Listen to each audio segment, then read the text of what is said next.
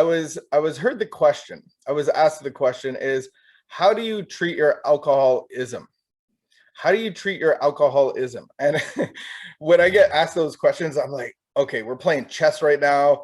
What is the right answer? What's the wrong answer? I think every answer is like, I remember Sunday school, and every answer is Jesus. It's just like, okay, that's how I treat my alcoholism. I treat it with the love of God. And I think that's actually true. It could be that simple. So do I actually treat my alcohol, or do I treat my ism? And that's kind of the shift of the paradigm. Am I actually fighting alcohol, or am I fighting the ism? And so when I think of the ism, I think of the I, self, me. You might have heard that before. That's really where all of my problems are. All of my problems don't lie in alcohol; they lie in the ism. I am the maker, the king of all of my problems. And so all of these problems reside within me. Take alcohol out of the equation, I still have these problems. I had these problems going into my relationship with alcohol, and alcohol actually solved these problems. And alcohol gave me a lot of promises. There's a lot of benefits for having a relationship with alcohol, although there's a lot of hazards as well. Many of us know the hazards. They could be, just puking in public, stealing somebody's wallet, especially your own, cashing checks over again, getting lost in the bus system, waking up in Montreal or some other city. There's a lot of side effects that don't come on the packaging. Imagine that you buy the 2-4 or the 60, and it says may cause may cause marriage disturbances, may cause loss of memory and 3 days of your life, and all of the things. But the promise that alcohol gave me was so beneficial, it quieted the problem of my head. And so I just want to pick up in page 45 of the big book of Alcoholics Anonymous. And it says, lack of power. That is our dilemma. So it's basically saying that alcohol powers my life. And when I want to stop having that power in my life, I can't actually do it. So I have the lack of power over alcohol, over the choice of alcohol. And that's really essentially what addiction is. Addiction takes out choice. And so this is where the government has actually intervened and started labeling things. So you saw that with cigarettes. You saw that they put an additive, especially in cigarettes, not in cigars, but they put an additive in cigarettes to actually make you withdraw off nicotine faster, so you have this craving.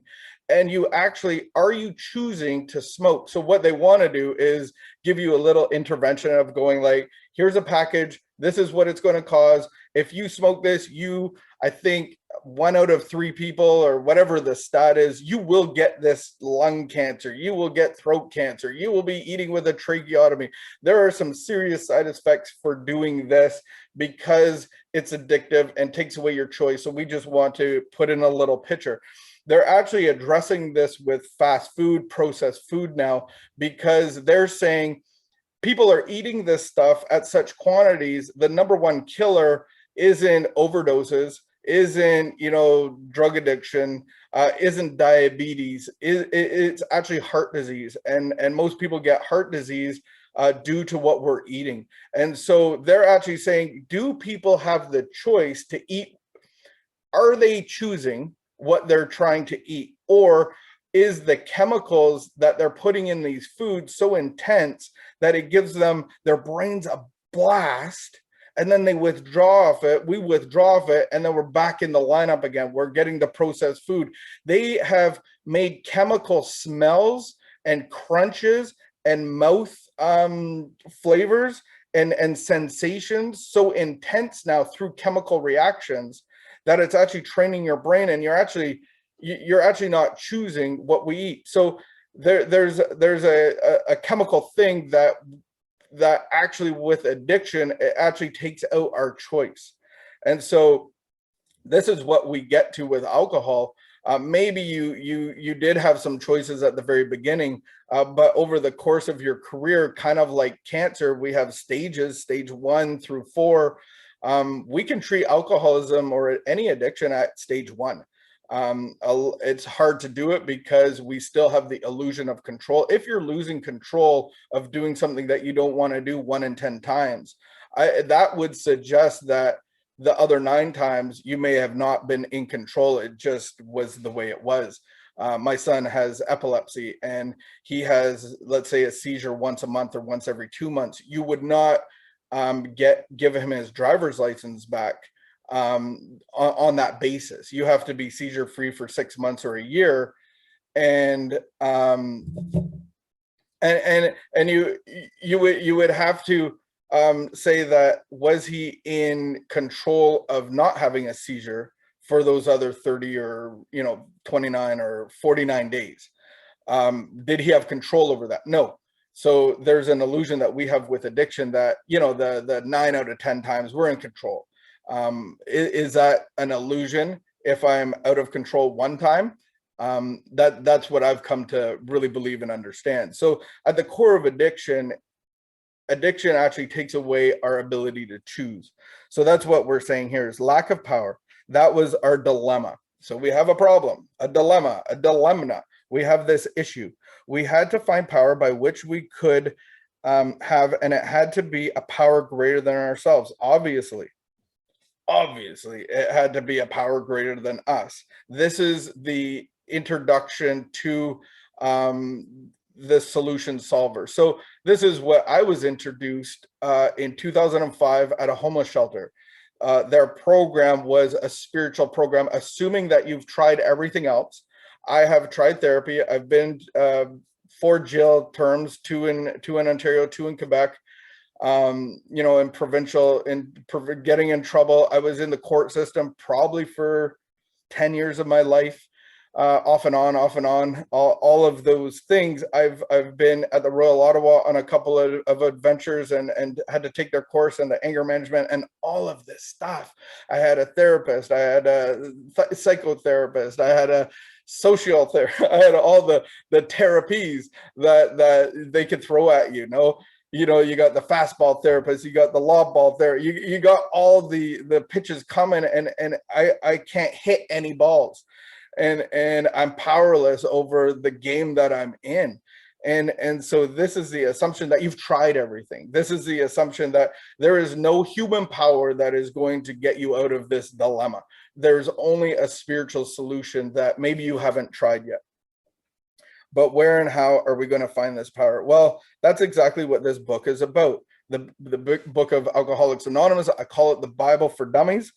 And it's only like 64 pages, and I'm going through it again, and I have a sponsor that's taking me through this book again in the manner of talking about principles, and it blows my mind that there's so few pages, but the Spirit of God lives within this. It's incredible the amount of information and knowledge that leads into the experience of relationship with God. It blows my mind.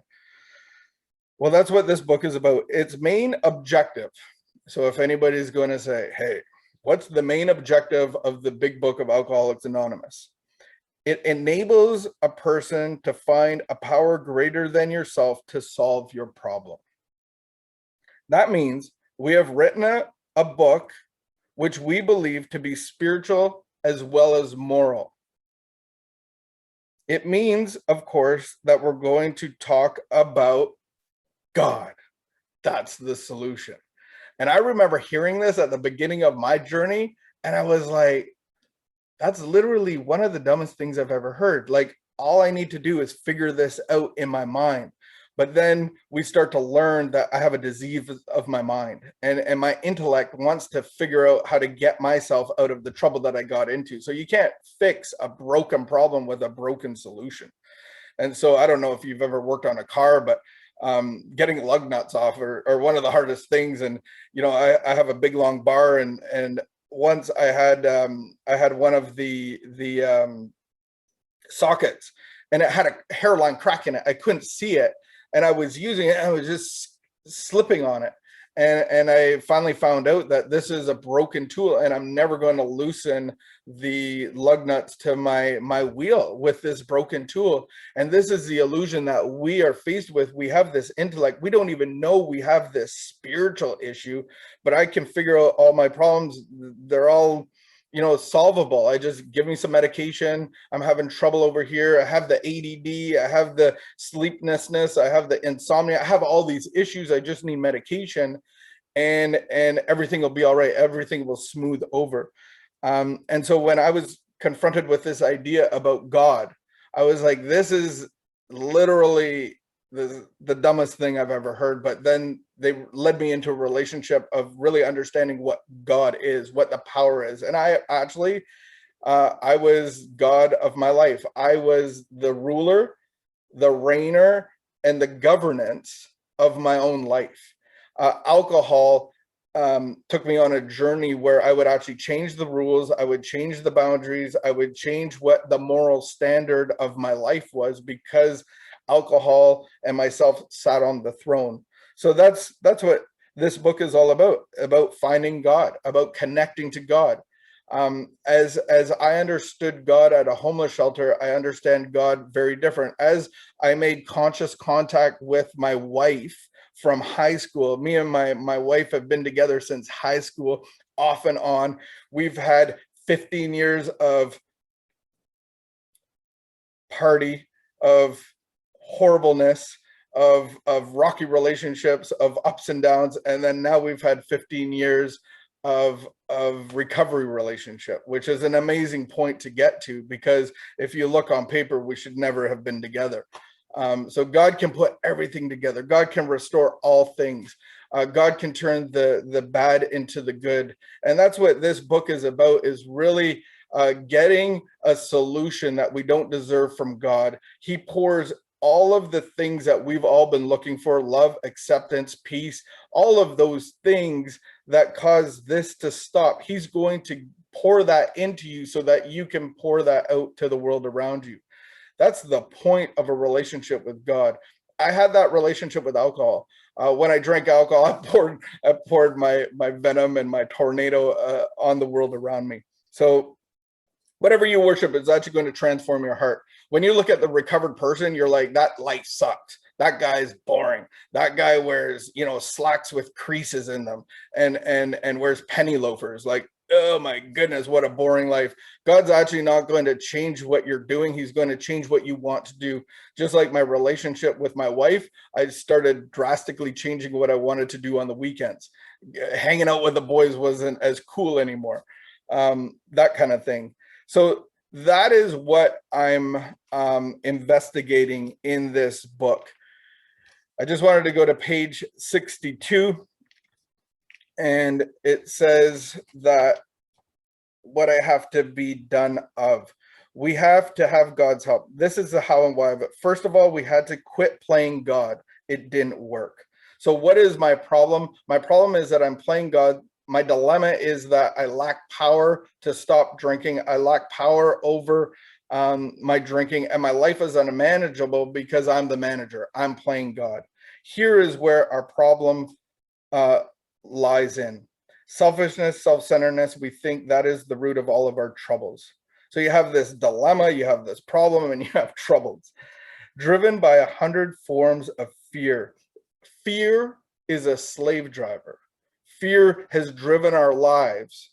For most of us, we can relate. I never even thought that I had an ounce of fear in me going into treatment. And then once God started revealing, God is light, and he's going to start revealing yourself. I remember sitting in a class at the homeless shelter at rehab, and they were talking about this idea of fear being a slave driver. And I actually started laughing because I saw John Ruby in a mirror. And I'm like, John Ruby is a skinny little scared child, and he's trying to punch everybody in the throat to make it so that no one thinks he's scared. And the reality is, I saw myself, and my foundation of my life was based on fear. and it made me laugh in class. Like I started belly laughing in class, and everybody's looking at me, and I'm just like, I can't even help laugh. I can't help not laughing right now. I had to be excused from class because I saw my reality, and it actually made me laugh because I spent my whole life trying to make no one see that. Funny moment. We step on the toes of others. We're driven by 100 forms of fear, self-delusion, self-seeking, and self-pity. We step on the toes of our fellows and they retaliate. Sometimes they hurt us, seemingly without provocation, but invariably we find that at some time in the past, we have made the decision based on self, which later put us in a position to be hurt. So our troubles, we think, are basically of our own making. They rise out of ourselves, and the alcoholic is an extreme example of self-will run riot. Though he usually doesn't think so. Haha. Above everything, we alcoholics must be rid of self. So that's the whole point of this, is to die of self, to quit being the manager, to quit being the director. We are just to be the actor. We're getting our script from God and let God do his job. And so how do we do this? We have a process of recovery. You see it in the 12 steps, however you want to relate to that. But the whole process is actually death of self, death of ego, death of my belief systems, a whole new set of principles. I have to be reborn. That's the goal. And then to be this reborn thing, I see a circle. And to be reborn, it's like a daily thing. It's a daily relationship that I have with God, just like my cell phone has a nightly relationship with the power that I plug it into. I have to do the same thing with God. And I actually have to improve and grow in that. So what I was doing 5-10 years ago isn't what I'm doing today. Today, I do a lot more in my conscious contact with God. I grow in that. And so here's the thing: we get free. We're some of the promises, we cease fighting everything and everyone. We start to live by a whole new set of principles. We have a spiritual experience. Some of you guys are going through a spiritual experience right now, just being in a treatment center, in a rehab center. That is a spiritual experience. And you're growing into this relationship and being rid of self. And so when we go through this process, we are placed in a position of neutrality. We don't forgive and forget, but we're neutral to the world around us. All of the emotions are going to come at us. Fear is going to come at us. Anger is going to come at us. Sadness, loneliness. It's just normal, but it's not going to be driving our lives now. The Spirit of God is going to be driving our lives, but we have to remain plugged in. Like my phone is plugged in at night. I plug in the morning. And so I have to plug into God, and I'm centered. I'm centered in the circle where God is. God is in the present. God, fear. So these are if I was going to look at a circle, I'm going to look at this circle and I want to be centered. And you hear that, right? Let's center ourselves. Let's do some breathing. To me, being centered is being connected to God. And so God, on the outside of the circle, God is orchestrating my life. God is orchestrating, we have these basic instincts, the social, the sexual, the security.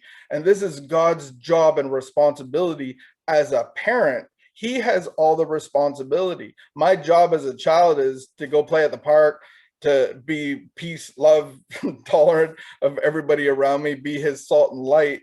But he has the responsibility that I don't have.